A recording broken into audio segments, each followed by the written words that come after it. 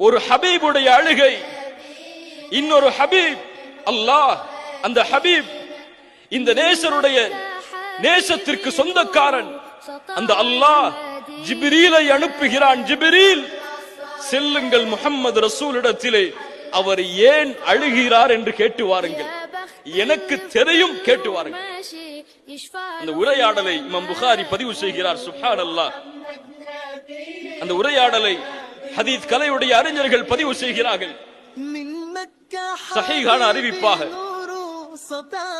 ஜிப்ரீல் அலைஹிஸ்ஸலாம் வருகிறார்கள். முஹம்மது ரசூலை கேட்கிறார்கள், தூதரே ஏன் அழுகிறீர்கள்?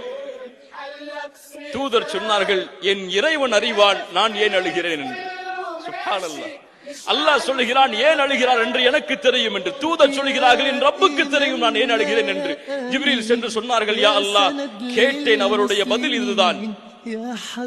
ஜிப்ரீல் அலைஹிஸ்ஸலாம் எடுக்க அல்லாஹ் கூறுகிறான், ஜிப்ரீலை மீண்டும் செல்லுங்கள் தூதரிடத்திலே, அவருக்கு சொல்லுங்கள், அவருடைய சமூகத்தை நான் பொருந்திக் கொள்வேன், அந்த சமூகத்திற்கு எந்த தீங்கையும் நான் அளிக்க மாட்டேன். அழும்போது என்ன சொன்னார்கள் தெரியுமா? இந்த பதிலுக்கு, அல்லாஹும்ம உம்மதி உம்மதி, யா அல்லாஹ், என் சமூகம் என் சமூகம். இப்ராஹிம் அவரை பின்பற்றாதவரை உன்னிடத்திலே விட்டு விட்டார், என்னால் விட முடியாது யா அல்லாஹ்.